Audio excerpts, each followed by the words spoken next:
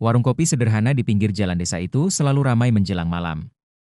Lampu bohlam berwarna kuning kusam menggantung di atas atap seng, menyorot meja kayu yang sudah mulai rapuh dimakan usia.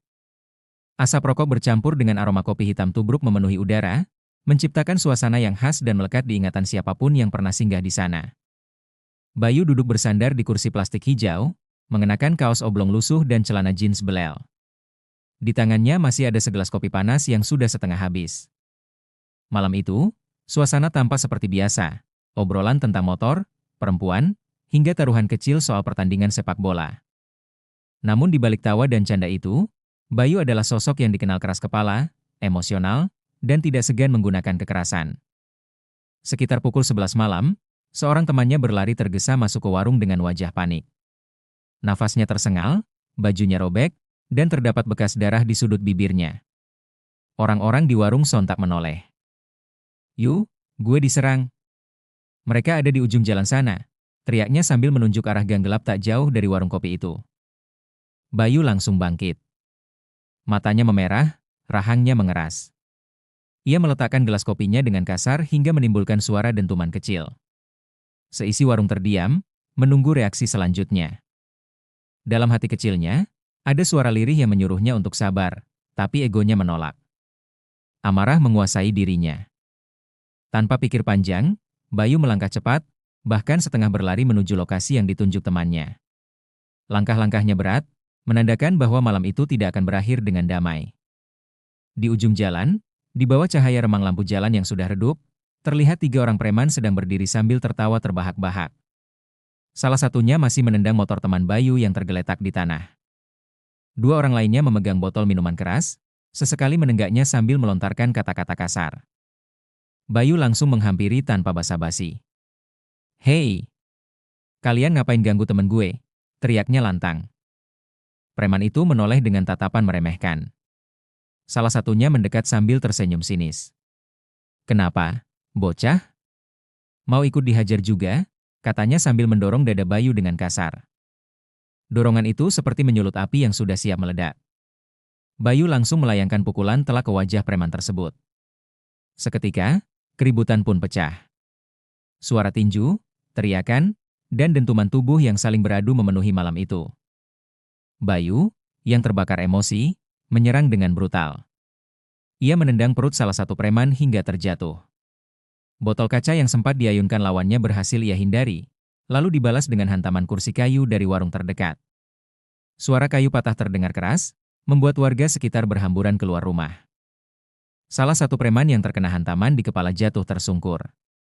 Kepalanya membentur keras trotoar. Darah segar mengalir, membasahi jalan aspal yang dingin. Tubuhnya bergetar hebat, seperti sedang kejang, lalu diam. Hening sejenak. Hanya suara nafas terengah Bayu dan teman-temannya yang terdengar. Namun seketika, histeris warga memecah keheningan. "Ya Allah! Darah!" "Dia kritis," teriak seorang ibu dari kejauhan. Bayu terdiam. Wajahnya kaku, matanya membesar. Ia sadar apa yang baru saja terjadi. Tangan yang tadi ia gunakan untuk memukul kini bergetar, penuh dengan noda merah. Sesaat, hatinya diguncang rasa takut. Namun insting bertahan membuatnya segera menarik temannya. "Cepat! Kita harus kabur sekarang," ujarnya dengan suara parau. Tanpa menoleh ke belakang, Bayu berlari. Suara teriakan warga, kepanikan, dan langkah-langkah orang yang berhamburan semakin menjauh. Di dalam kepalanya, hanya ada satu pikiran. Ia baru saja menyeret dirinya ke jurang yang dalam. Malam itu, jalan yang gelap menjadi saksi awal dari dosa besar yang akan menghantui Bayu seumur hidupnya. Setelah malam berdarah itu, Bayu hidup dalam bayang-bayang ketakutan. Setiap suara sirine polisi membuatnya panik. Setiap langkah orang asing di jalan membuatnya curiga. Ia tahu, cepat atau lambat pihak berwajib akan menjemputnya. Akhirnya, Bayu memutuskan melarikan diri ke sebuah gunung yang terkenal angker. Gunung itu terletak beberapa kilometer dari kota, dipenuhi hutan lebat, kabut tebal, dan cerita mistis yang diwariskan turun-temurun. Warga sekitar percaya bahwa gunung tersebut menjadi tempat orang-orang yang mencari ilmu hitam, melakukan pesugihan, hingga ritual penghilang jejak. Bayu ditemani seorang kawannya yang memperkenalkannya kepada seorang dukun tua. Dukun itu tinggal di sebuah gubuk reot di lereng gunung, dikelilingi pohon bambu yang meliuk aneh tertiup angin malam. Wajah dukun itu dipenuhi keriput, matanya cekung, namun sorotannya tajam menusuk. Kalau kau ingin bersembunyi dari kejaran manusia, kau harus rela bersekutu dengan yang tidak kasat mata, kata dukun itu dengan suara berat, serak, namun penuh wibawa yang menyeramkan. Bayu mengangguk. Rasa takut membuatnya buta. Ia tidak lagi peduli halal atau haram. Yang ia tahu, ia ingin selamat dari jeratan polisi. Ritual pertama, berendam di sungai malam. Malam itu, di bawah sinar bulan sabit yang tertutup kabut tipis, Bayu dipaksa berendam di sungai kecil yang airnya dingin menusuk tulang. Ia hanya mengenakan celana pendek, sementara tubuhnya gemetar. Dukun itu duduk di tepi sungai, membakar kemenyan, dan membaca mantra dalam bahasa yang tidak dipahami Bayu. Sesekali, Bayu mendengar suara-suara aneh dari balik pepohonan. Seperti bisikan lirih yang memanggil namanya. Bayu, Bayu, suara itu samar, tapi jelas menusuk ke telinga. Bulunya merinding, tapi ia tak berani bergerak. Ketika ia hampir tak sanggup menahan dingin, tiba-tiba ada sesuatu yang menyentuh kakinya di dalam air. Rasanya dingin, licin, dan bergerak cepat. Bayu kaget, namun dukun itu hanya tertawa kecil. Diam. Itu pertanda mereka sudah datang, ucapnya. Ritual kedua, darah sebagai persembahan. Beberapa hari kemudian, Bayu dibawa ke puncak gunung. Udara tipis membuat napasnya sesak. Di sebuah batu besar yang dianggap keramat, dukun itu menyembelih seekor ayam hitam. Darahnya ditampung dalam tempurung kelapa. Minum sebagian, siramkan sebagian ke tanah. Agar kau menyatu dengan penjaga gunung ini, perintah sang dukun.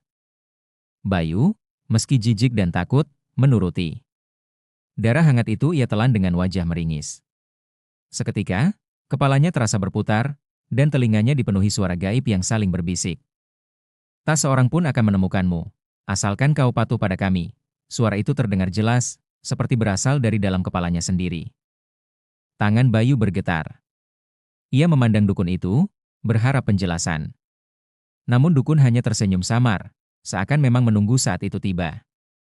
Ritual ketiga, malam gelap dan tangan dingin. Malam terakhir ritual, Bayu diminta duduk bersila di tengah lingkaran garam dan bunga 7 rupa. Dukun membakar dupa lebih banyak dari biasanya, sehingga asapnya pekat menutupi penglihatan. Dalam keheningan, Bayu merasakan sesuatu. Ada tangan dingin yang menyentuh pundaknya dari belakang. Bukan tangan manusia, karena jari-jarinya panjang, kurus, dan terasa seperti tulang. Bayu ingin menoleh, tapi tubuhnya terkunci. Lalu terdengar bisikan tepat di telinganya.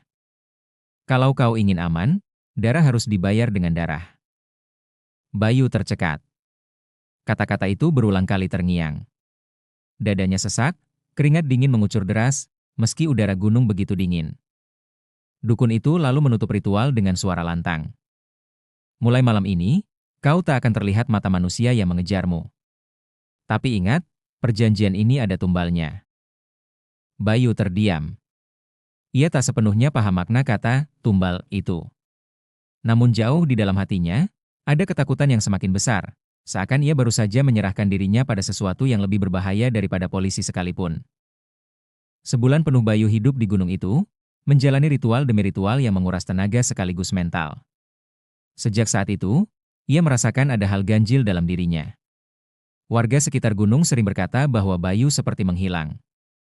Jika ia berjalan melewati jalan desa, orang-orang seolah tak melihatnya. Bahkan ada yang mengaku merasa merinding tanpa tahu bahwa Bayu sebenarnya sedang berdiri tepat di dekat mereka. Dukun yang membimbingnya tersenyum puas. Kau sudah menyatu dengan penunggu gunung ini. Mereka yang ingin mencarimu tak akan menemukannya, kecuali kalau Allah sudah berkehendak.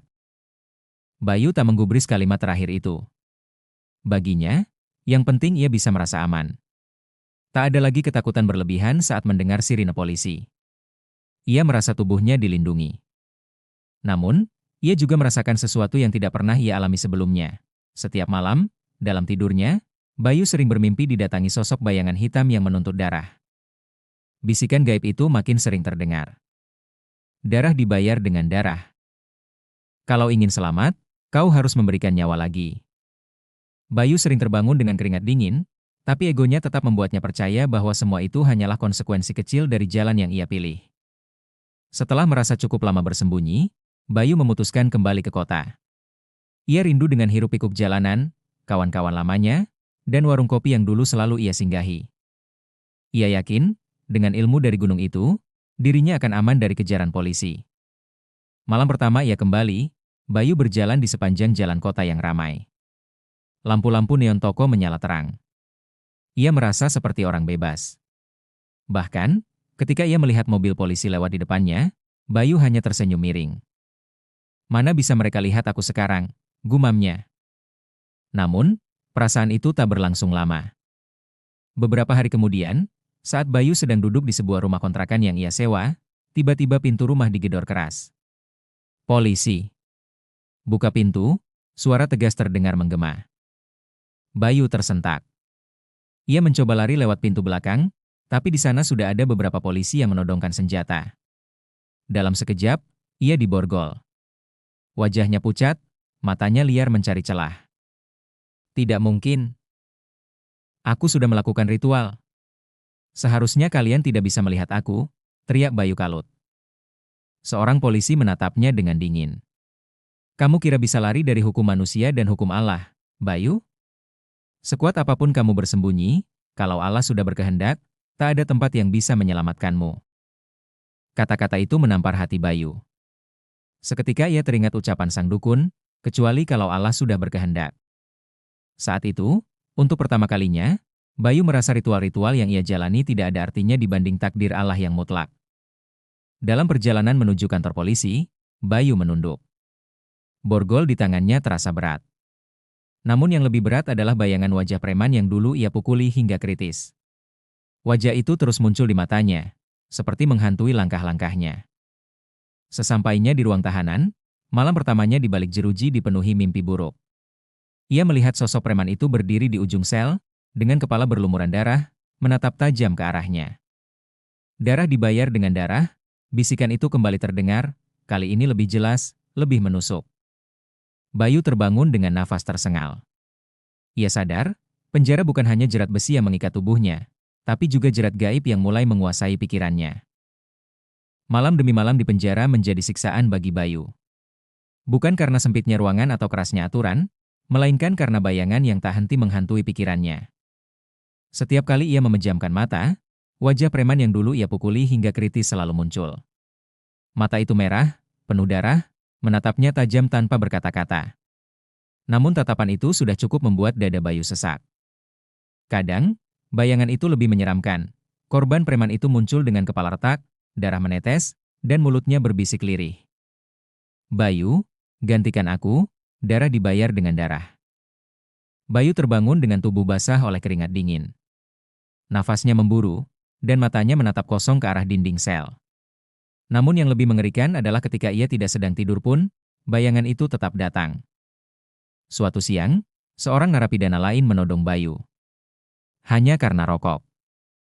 Bagi satu batang, atau aku buat hidupmu menderita di sini, kata napi itu dengan suara kasar. Bayu mencoba menolak, namun sifat emosionalnya langsung tersulut. Dalam sekejap, perkelahian pecah. Pukulan demi pukulan saling menghantam. Narapidana itu lebih besar, namun Bayu lebih nekat. Ia meraih sebuah benda tumpul di sudut sel, lalu menghantamkannya ke kepala lawannya. Suara gedebuk terdengar keras. Tubuh napi itu ambruk. Darah mengalir di lantai sel. Jeritan pecah di dalam penjara. Bayu terdiam, tangannya berlumuran darah lagi. Seketika ia teringat malam berdarah di warung kopi. Tubuhnya gemetar. Namun yang membuatnya benar-benar ngeri adalah apa yang terjadi malam itu. Narapidana yang baru saja ia habisi, muncul di pojok sel dengan tubuh berlumuran darah, menatapnya dengan mata kosong. Tepat sama seperti korban sebelumnya. Bayu menutup wajahnya, berteriak histeris. Jangan. Pergi. Aku nggak mau lagi. Namun bisikan itu kembali hadir, lebih keras, lebih menekan. Bayu, darah dibayar dengan darah, bunuh lagi, bunuh lagi. Hari-hari berikutnya menjadi neraka bagi Bayu. Setiap kali ia merasa emosional, suara gaib itu muncul lagi. Kadang dalam bentuk bisikan lembut di telinga, kadang dalam teriakan yang menggema di kepalanya. Ketika ada napi yang sekadar meliriknya dengan tatapan sinis, Bayu langsung merasa dorongan gaib itu menyuruhnya menyerang. Ketika ada sipir yang berbicara keras, Bayu mendengar bisikan. Habisi dia, darah harus dibayar dengan darah. Bayu hampir tak bisa membedakan mana bisikan hatinya sendiri dan mana suara gaib itu. Ia mulai kehilangan kendali. Malam-malamnya dipenuhi teror. Terkadang ia terbangun karena merasa ada tangan dingin yang menekan dadanya. Terkadang ia mendengar suara rantai berderak di dalam sel, padahal tidak ada siapapun. Bahkan suatu malam, ia melihat bayangan hitam besar duduk di sudut ruangan, memandangnya dengan mata menyala merah. Bayu menangis. Untuk pertama kalinya, ia benar-benar merasa lemah. Ritual yang dulu ia jalani demi menyelamatkan diri, kini justru mengikatnya dengan jeratan gaib yang semakin menyesakan. Puncaknya terjadi ketika Bayu sedang duduk sendirian, tubuhnya lemas, pikirannya kacau. Tiba-tiba suara itu datang lagi, kali ini begitu jelas seakan ada orang di sampingnya. Bayu, hidupmu tidak akan pernah tenang. Satu nyawa tidak cukup. Kau harus terus memberi darah. Itulah perjanjianmu. Bayu menutup telinga, berteriak sekeras-kerasnya. Diam. Aku nggak mau lagi. Aku nggak sanggup. Namun bisikan itu tidak berhenti. Semakin keras, semakin menusuk, hingga membuat kepalanya terasa pecah. Bayu jatuh terduduk, tubuhnya gemetar, mulutnya terus mengucap kata-kata tak jelas. Narapidana lain yang melihatnya hanya menggeleng. Ada yang bilang Bayu mulai gila. Ada yang percaya ia diganggu makhluk gaib akibat ritual yang pernah ia lakukan. Tapi satu hal yang pasti, Bayu tahu, dirinya sedang terseret semakin dalam kejurang yang ia gali sendiri. Hari-hari di balik jeruji terus berjalan, namun Bayu semakin kehilangan kendali atas dirinya. Setiap malam, ia diganggu bayangan korban yang berdiri di pojok sel, dengan tubuh berlumuran darah, menatapnya tanpa berkedip. Suara bisikan gaib terus memerintahnya untuk menumpahkan darah lagi. Kepalanya seperti akan pecah. Ia sering menghantamkan kepalanya sendiri ke dinding sel, hanya untuk mencoba mengusir suara-suara itu. Narapidana lain menjauhi Bayu. Dia kerasukan, dia bukan manusia lagi, bisik mereka satu sama lain. Namun di tengah kegelapan itu, Allah mengirim jalan cahaya. Suatu sore, seorang ustaz datang ke penjara untuk mengisi kajian rutin. Suaranya lembut, penuh ketenangan, berbeda dengan suara kasar yang biasa didengar Bayu setiap hari. Awalnya Bayu tidak peduli. Ia hanya duduk di sudut, menunduk, berusaha menutup telinga. Namun ada satu kalimat yang menusuk hatinya. Ustaz itu membaca ayat. Sesungguhnya syaitan itu hanyalah ingin menimbulkan permusuhan dan kebencian di antara kamu dengan minuman keras dan perjudian, dan menghalangi kamu dari mengingat Allah dan sholat. Maka berhentilah kamu. Quran Surat Al-Maidah 91. Kata-kata, menghalangi kamu dari mengingat Allah dan sholat, menggema dalam dada Bayu. Ia merasa itulah yang terjadi padanya. Selama ini ia sibuk melarikan diri, sibuk dengan ritual sesat, hingga akhirnya bisikan syaitan menguasai hidupnya. Malam itu, setelah kajian selesai, Bayu memberanikan diri mendekati Ustaz. Dengan suara bergetar, ia berkata, "Pak Ustaz, saya tidak bisa tidur. Saya selalu mendengar bisikan untuk membunuh. Saya takut, saya merasa saya bukan manusia lagi." Ustaz menatapnya penuh iba. "Bayu, itu adalah buah dari dosa-dosamu. Syaitan mempermainkanmu karena kau jauh dari Allah. Tidak ada kekuatan gaib, tidak ada ritual apapun yang bisa menyelamatkanmu kecuali Allah. Kalau kamu benar-benar ingin bebas, bertobatlah. Taubat yang sungguh-sungguh." Malam itu, Bayu untuk pertama kalinya sejak lama bersujud. Kakinya gemetar, air matanya jatuh deras membasahi sajadah tipis. Dengan suara parau ia berbisik, "Ya Allah, ampunilah hamba MU yang penuh dosa ini. Jangan biarkan aku dikuasai setan lagi, hamba ingin kembali." Hari-hari berikutnya, Bayu mulai belajar sholat 5 waktu. Awalnya, ia diganggu setiap kali sholat. Bayangan korban datang, bisikan gaib terdengar makin keras. Namun setiap kali ia membaca ayat suci, setiap kali ia melafalkan istighfar, suara itu perlahan melemah. "Bayu, bunuh, bunuh." Bisikan itu masih terdengar, tapi kini sayup-sayup, seakan tidak berdaya. Bayu mulai rajin mengaji bersama ustaz, mendengarkan kisah-kisah taubat, dan memperbanyak zikir. Perlahan, wajahnya yang dulu keras kini terlihat lebih tenang.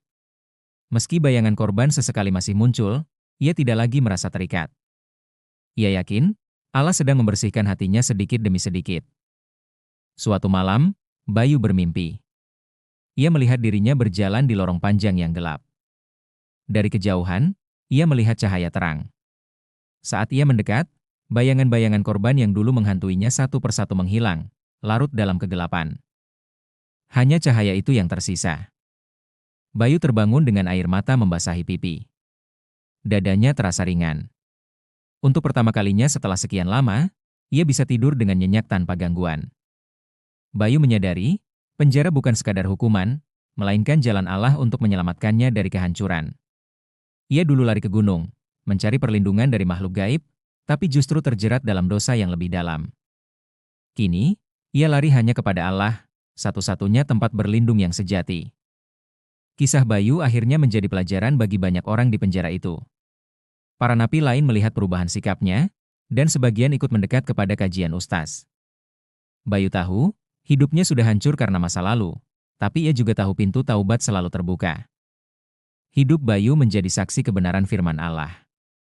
Dan barang siapa berpaling dari peringatanku, maka sesungguhnya baginya penghidupan yang sempit, dan kami akan menghimpunkannya pada hari kiamat dalam keadaan buta. Quran Surat Taha, 124. Bayu pernah lari dari hukum manusia dengan berlindung pada jin dan ritual sesat. Namun akhirnya, ia sadar tidak ada yang bisa menyelamatkan kecuali Allah. Bisikan gaib yang dulu membuatnya nyaris gila kini berganti dengan lantunan istighfar yang menenangkan jiwa. Ia masih menjalani hukumannya di penjara.